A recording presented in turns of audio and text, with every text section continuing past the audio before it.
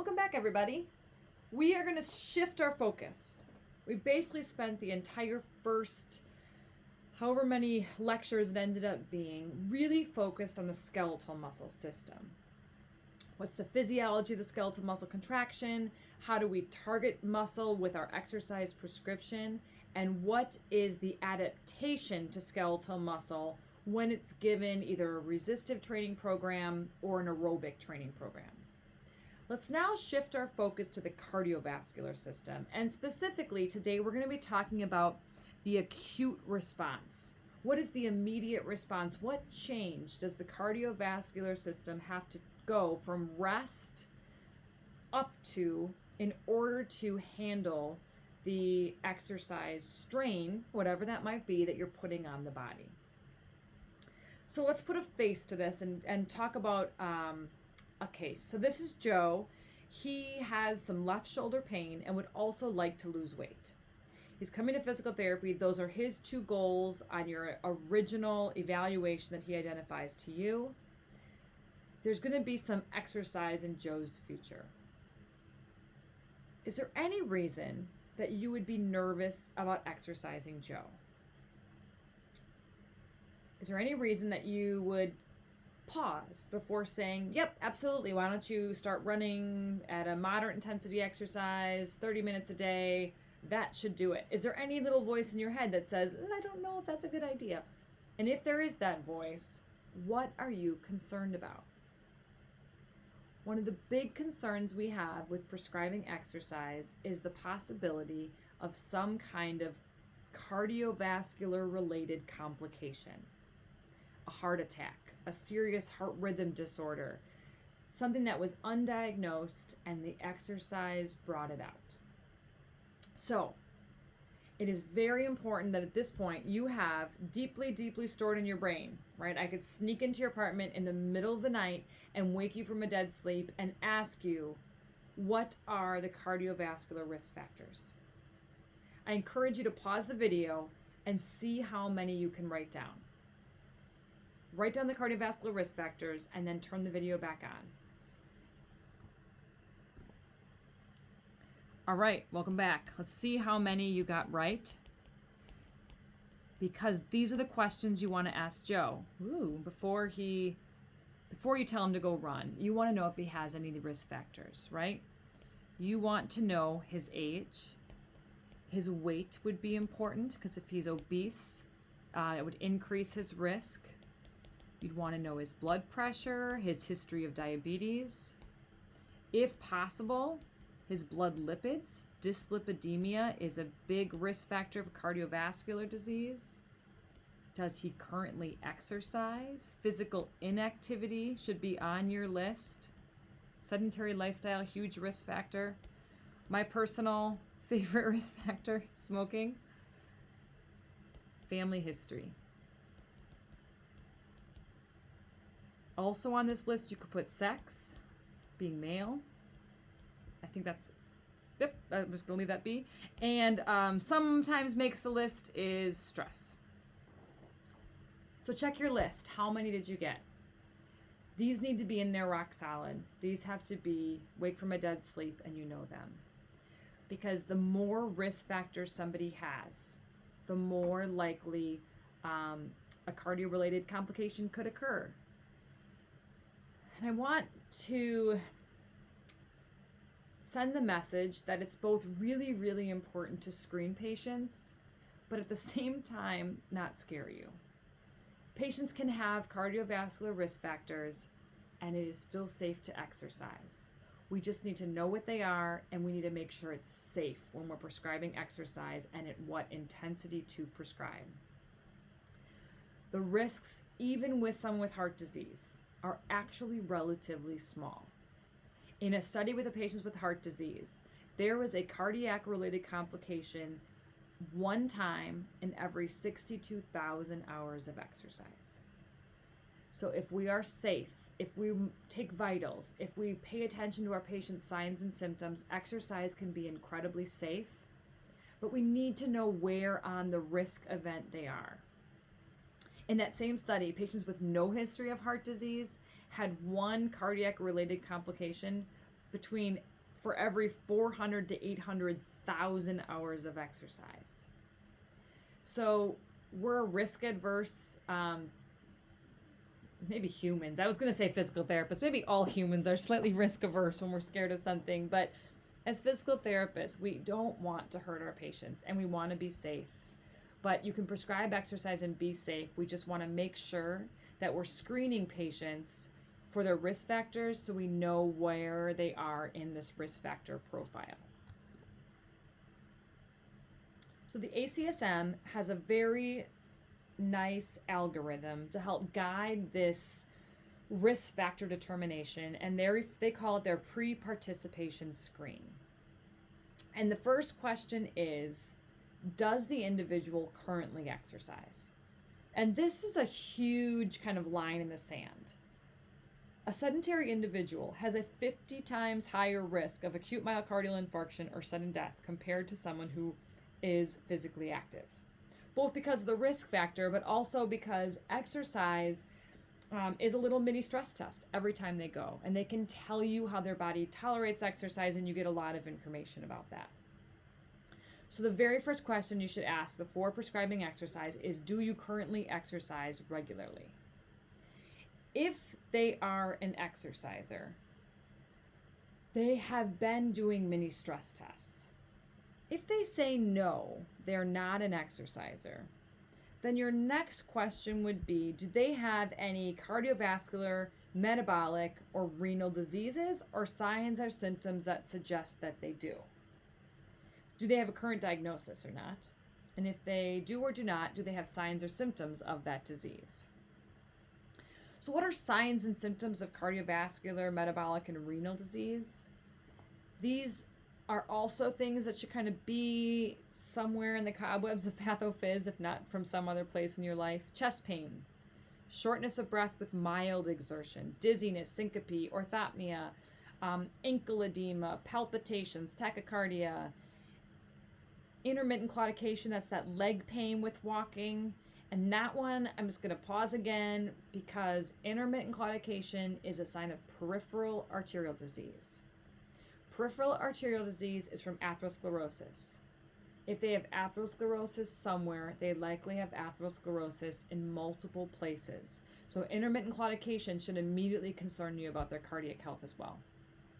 Heart murmurs, unusual fatigue with activity, these would be things that would be the yes to signs and symptoms that suggest they might have this disease. So if they don't currently exercise, they have no disease and no signs or symptoms of disease, they do not need medical clearance, but you should start at a light to moderate intensity and then progress from there. If they have a cardiovascular, metabolic, or renal disease, or any of those signs and symptoms listed, you should get medical clearance before doing exercise because you want to make sure you know what's going on in the background. If they are a current exerciser, going the wrong way. If they're a current exerciser, you ask the same question. Do they have a known disease or signs and symptoms to say that they have a disease? If they have no known disease, no signs and symptoms, no medical clearance necessary, and then you can go to that moderate to vigorous exercise right away because they've already been testing their system with exercise. If they do have a disease, do they have a disease but it's asymptomatic? They're not currently suffering from any symptoms. If it's an asymptomatic disease, no medical clearance necessary. You start with moderate exercise and then gradually progress really, really based on symptoms, right? And considering when's the last time they saw their doctor.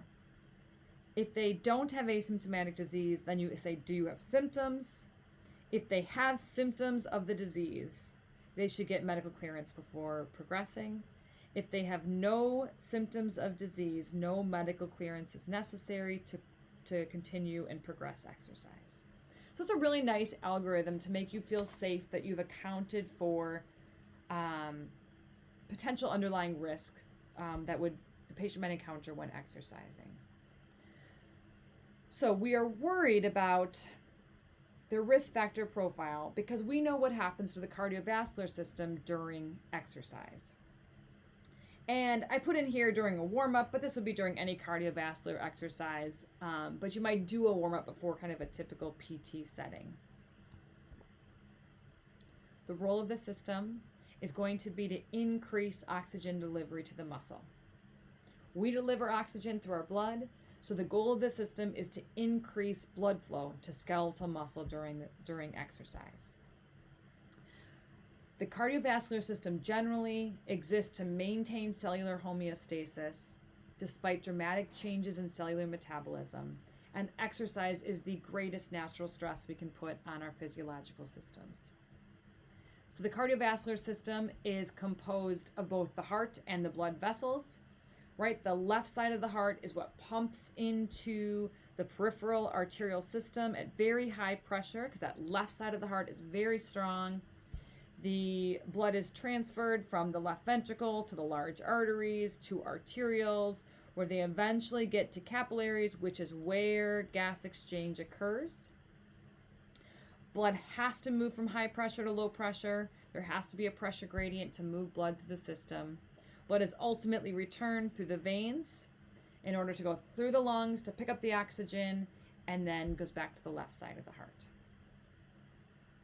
So as I mentioned already, exercise is the greatest challenge to cellular homeostasis, because you have this huge increase in oxygen demand at the tissue that has to be met by the peripheral circulation delivering the oxygen, the heart pumping that blood through the system, the lungs picking up efficient amounts of oxygen from the environment to deliver that oxygen to the mitochondria in order to make sufficient ATP to power the system.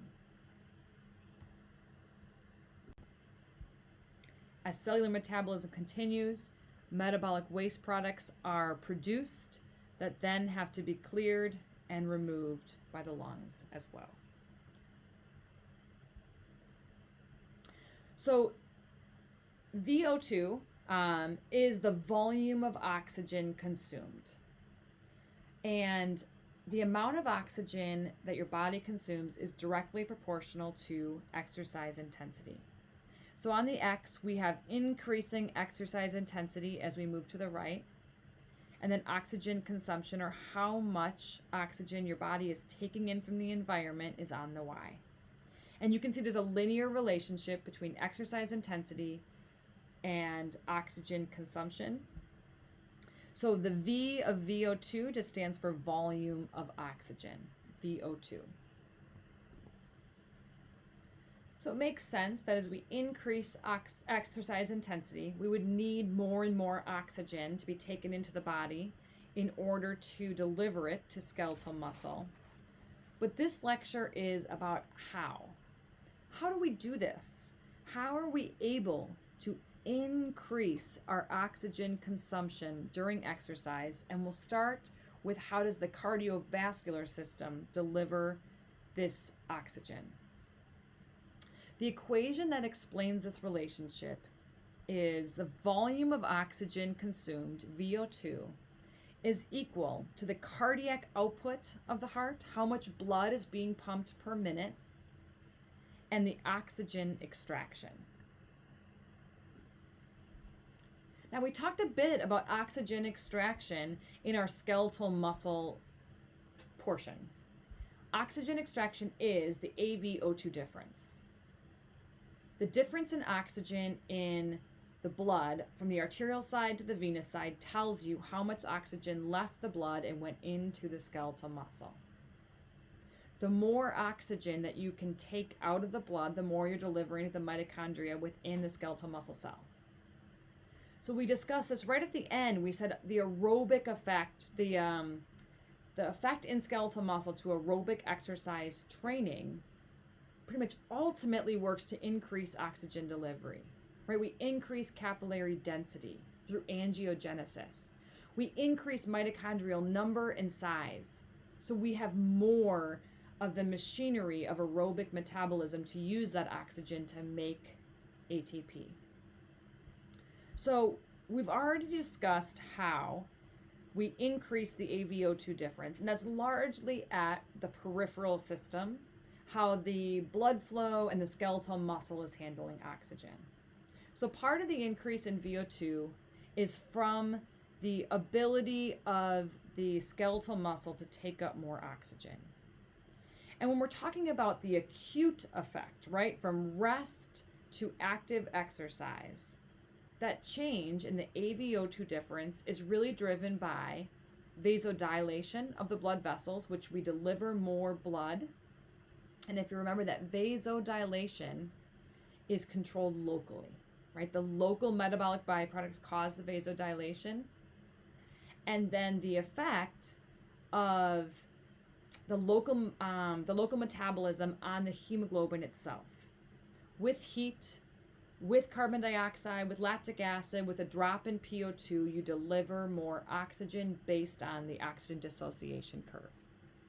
So you acutely increase oxygen delivery through vasodilation and the improved delivery of oxygen off of hemoglobin. All right, so we put a check mark on that one because we kind of already tackled that topic, although I don't want it to be forgotten as it's a key element of VO2. These systems are obviously very intertwined, which is why I'll keep going back to that kind of gear shift picture. But this lecture really is about the cardiac output piece, because we're kind of saying, how does the cardiac system respond acutely to increasing the amount of oxygen that's delivered? If you want to increase cardiac output, what you have to play with is heart rate and stroke volume. At the end of the last lecture, we talked about this image here, that heart rate has a linear relationship with exercise intensity up unto heart rate max. So as you increase exercise intensity, heart rate will go up. How does your heart know to do this? Well, it's under sympathetic control, right? The exact same fight or flight mechanism that gets kicked on as soon as you start thinking about exercise. You're going to start kicking in that sympathetic activation, and you will get an increased heart rate. But this response between heart rate and exercise intensity is very closely matched, right? We're seeing a linear relationship between the two. This isn't just a light switch that turns on everything. This is a fine-tuned response. You want to give just what the body needs and not too much and not too little. So that begs the question of, how does your body know that you're exercising? How do you match your heart rate response so carefully with exercise intensity? And the first one I kind of already alluded to, and I said even when you start thinking about exercise, you are going to start getting a sympathetic response. And that is because a large segment of the control of our cardiovascular response comes from central command.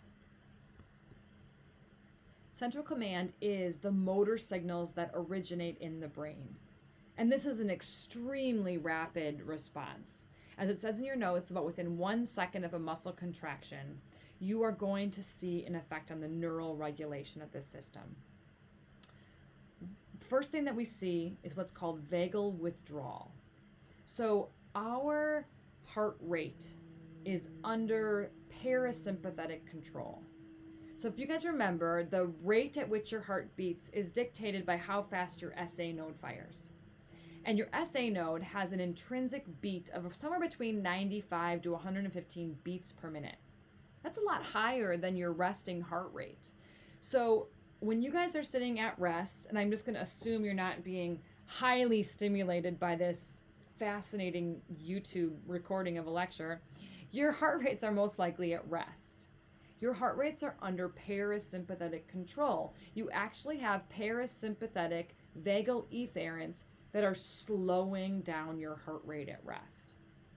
So if somebody's putting the brakes on your heart rate at rest, as soon as central command says, oh, that's a contraction, we're going to exercise, one of the first things that happens is called vagal withdrawal. You turn off that parasympathetic influence and heart rate will immediately start to go up. You also have an increased sympathetic outflow. So sympathetic neurons innervate the SA node and increase heart rate. Sympathetic neurons innervate the ventricle and they increase contractility and they actually make the heart squeeze harder.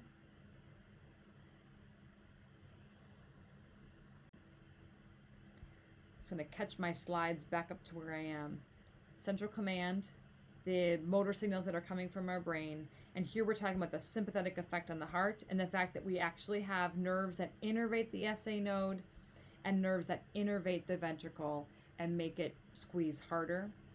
And the third kind of arm of the sympathetic nervous system is that interrelationship between the neuro and the endocrine that happens at the adrenal medulla. And the adrenal medulla, the little hat that your kidney wears, is what releases epinephrine and some norepinephrine into the bloodstream. And this is the hormone of the sympathetic nervous system, which circulates and has its same effect just through the receptors for epinephrine rather than a neural innervation.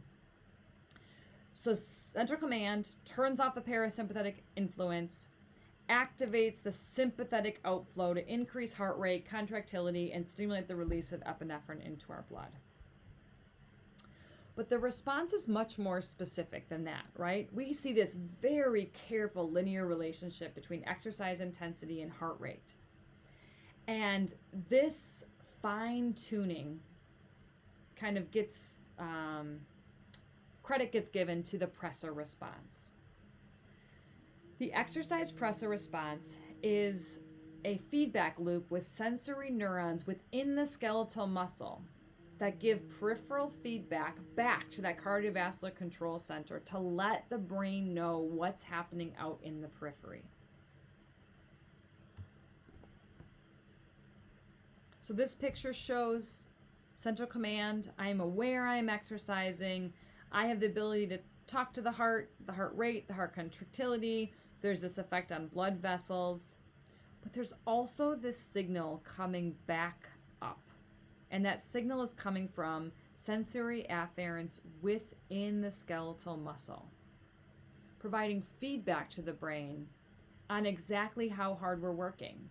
How good of a job are we doing at matching blood flow and oxygen demand? The receptors that are located within the muscle fall into two main categories.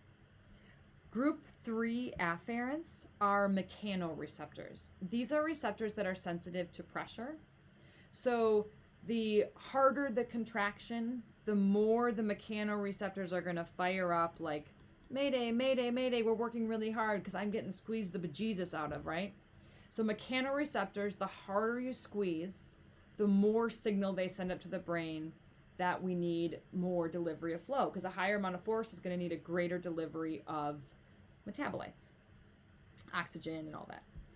The other receptor falls under the category of your group 4 afferents, and these are metaboreceptors. These are receptors that are sensitive to metabolites, the buildup of the waste product within the skeletal muscle. So the higher the metabolism of the skeletal muscle, the more waste products you have accumulating, and the more signal up to the brain, mayday, mayday, mayday, we need more blood, because there's a whole lot of metabolic activity here because I can see all this waste product everywhere. Okay, so group 3 respond to pressure, group 4 respond to metabolites, or the buildup of waste product in the muscle. And there is just this amazing experiment that was done that showed the influence of the pressor response. And I'm just going to kind of walk you through it here in kind of slide form. The famous study was done in 1972 by McCloskey and Mitchell, where they first hypothesized that there was a cardiovascular response that was independent of central command. The original studies were done in animals, but it's been repeated in humans, where you have an individual start to exercise. So this little cartoon is supposed to be the exercising person.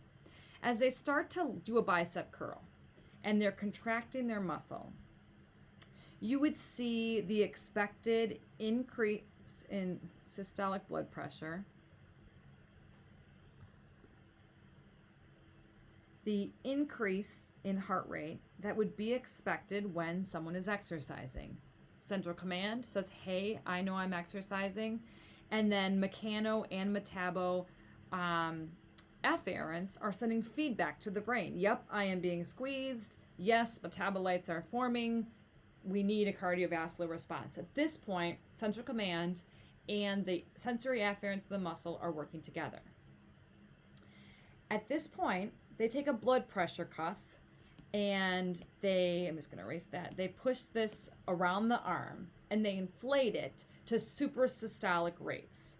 So they're blocking blood flow, basically in and out of the muscle. And they have the participants stop exercising. So at this point, the muscle is quiet.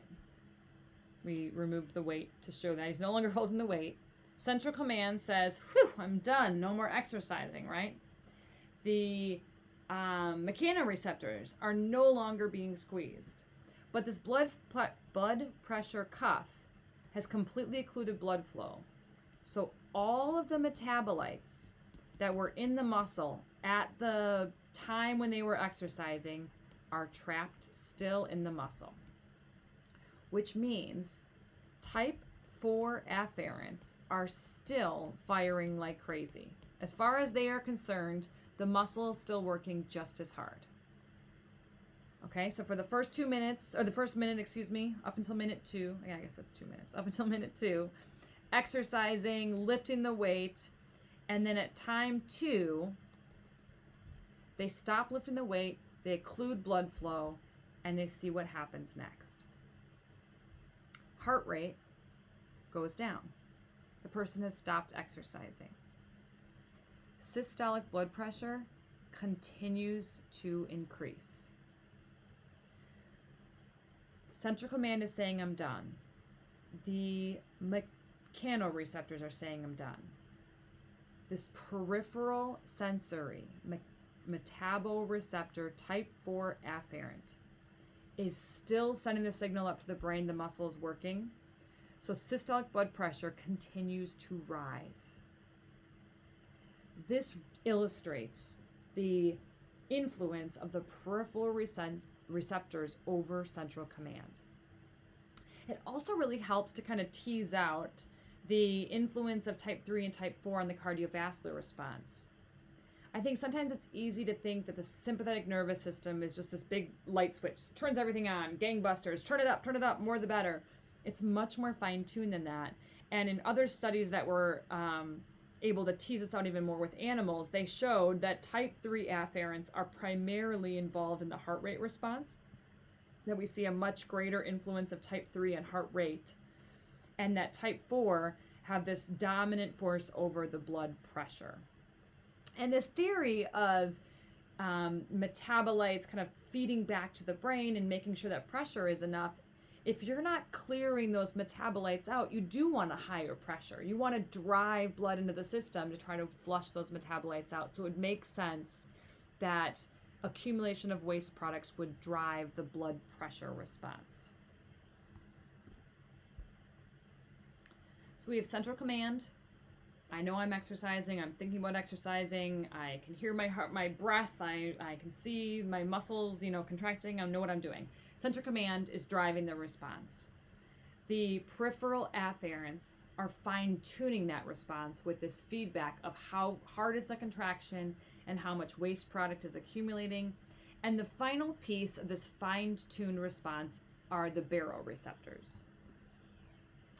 Baroreceptors are located in the aortic arch and the carotid bodies, and the baroreceptors are very sensitive to change. Any change in pressure, they are going to respond very, very quickly.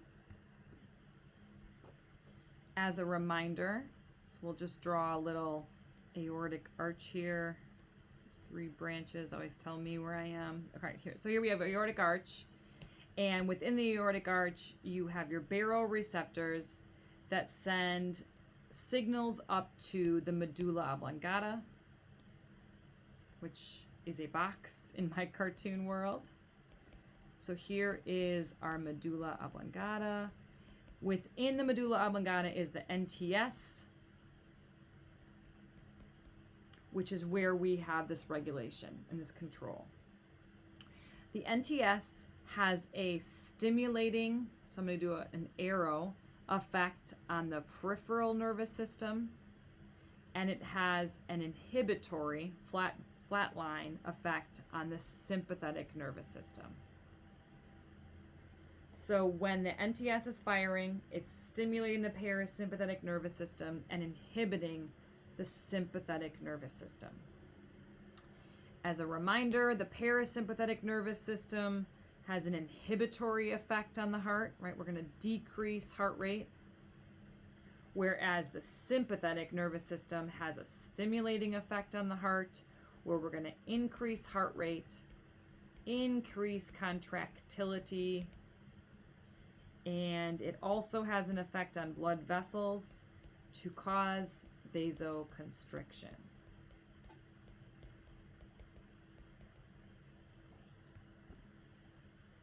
So what happens with exercise? Well, with exercise, central command and the pressor reflex have this sudden stimulating effect on the heart, and they have an effect to raise pressure, right? There's going to be a sudden rise in pressure when we exercise. That sudden rise in pressure is going to be sensed by your baroreceptors. When baroreceptors are stretched, they're stimulated. When baroreceptors are stretched, they're going to increase their firing.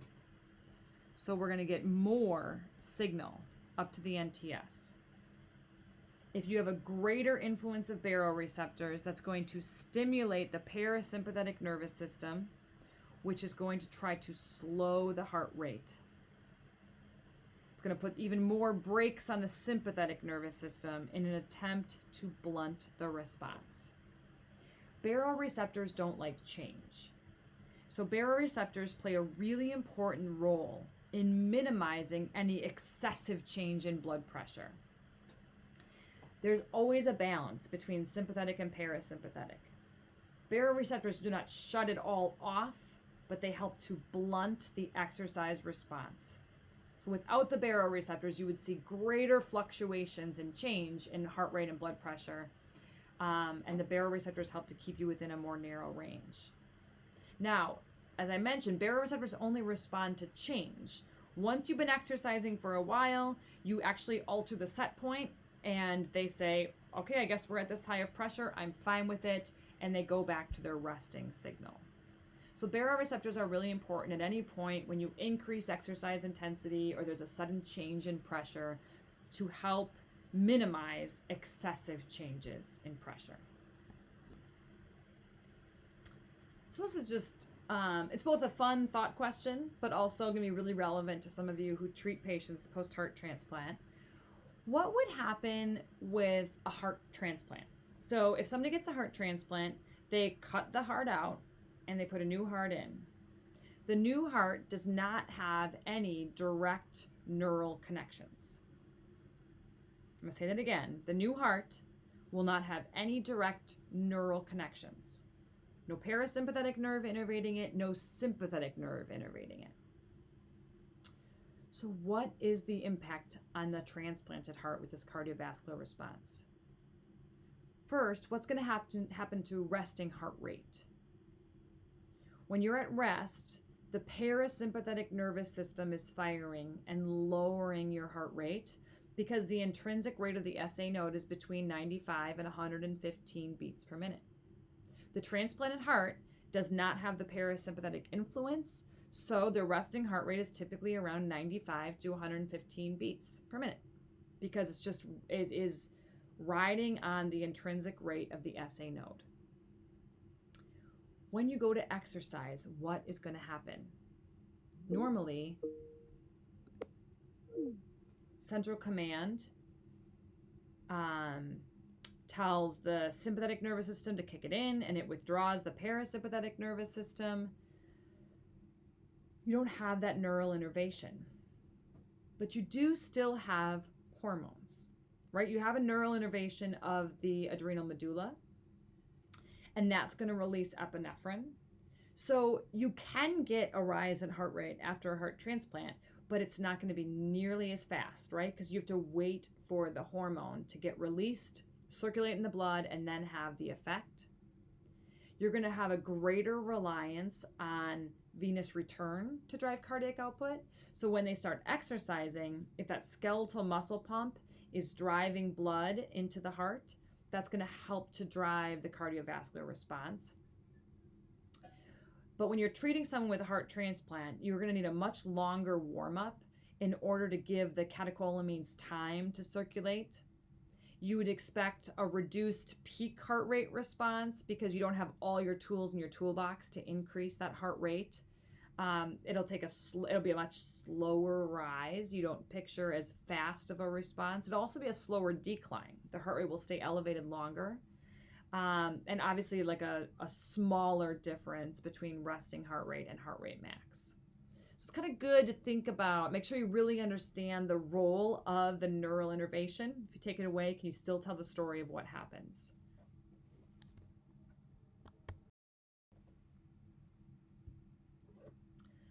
So heart rate and exercise has a very tight correlation, and we see a linear increase in heart rate with increasing exercise intensity up to heart rate max.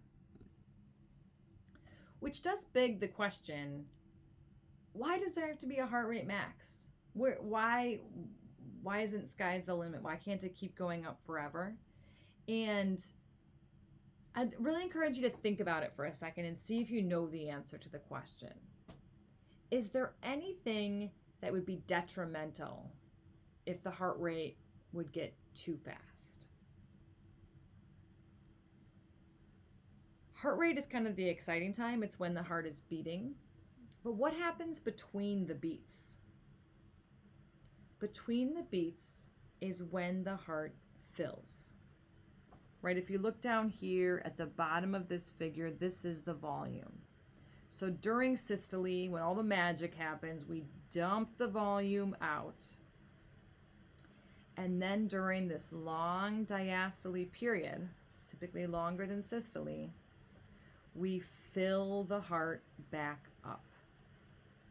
And that is liquid physically going inside of a container. And that does actually take time.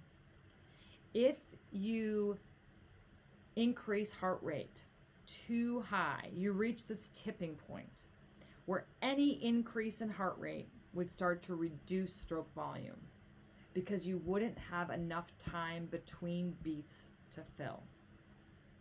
So heart rate max, more is not always better, especially in physiology. Somewhere in the middle is typically the best.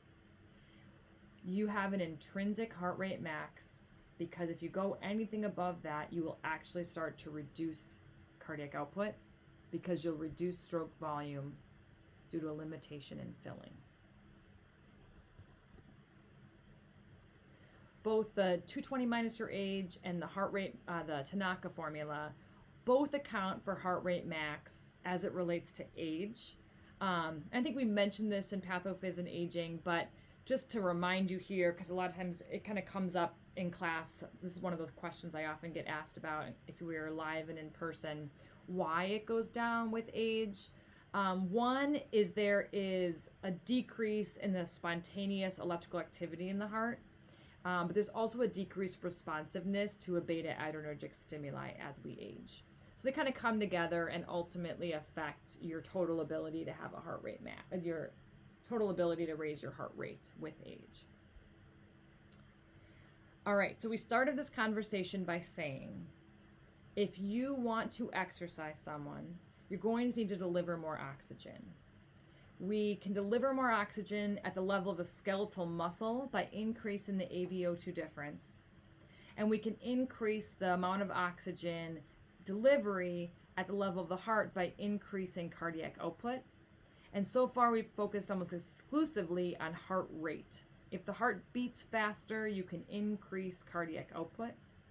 I'm going to end this video here just to keep these in a little bit of a shorter burst so you can use them. I think that helps facilitate you guys with your notes and being able to stop and take breaks. And we'll pick up the next video with stroke volume.